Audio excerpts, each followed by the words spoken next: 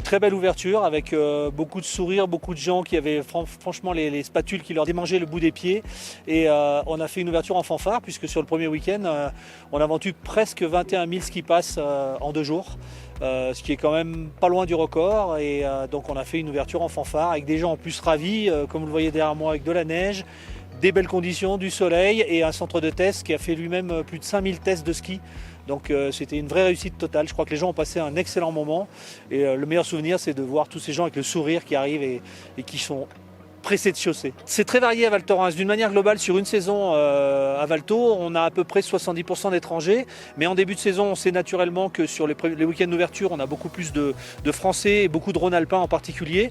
Mais on a des gens qui viennent du monde entier. Là, cette semaine, au moment où on se parle, on a 7000 Espagnols qui sont là dans le cadre de l'Immaculada et qui profitent à la fois du ski et de l'après-ski. Ah, c'est pas mal, c'est pas mal. Le matin, on part sur Aurel pour avoir un peu de soleil. Et puis on profite des pistes ouvertes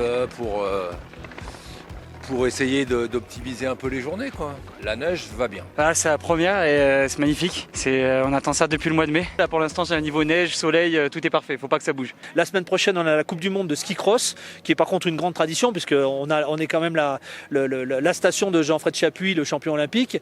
Donc c'est une tradition, donc la Coupe du Monde de ski cross. Après on va avoir tout un tas d'animations dans le cadre des vacances de Noël, des animations aussi privées avec des grands groupes qui viennent.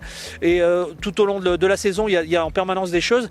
On peut noter aussi dans les grandes nouveautés, la première fois depuis 8 ans que le Freeride World Tour pose ses bagages à Val Thorens. C'est pour les prochaines années. Donc on va avoir une étape de la Coupe du Monde de ski extrême qui se situera sur les pentes de Caron qu'on voit dans mon dos. Le but, c'est que en fait, chaque client qui vient une semaine à Val Thor, il a l'impression que c'est la plus belle semaine de l'année. C'est l'objectif qu'on s'est fixé et je crois qu'on y arrive pas trop mal aujourd'hui.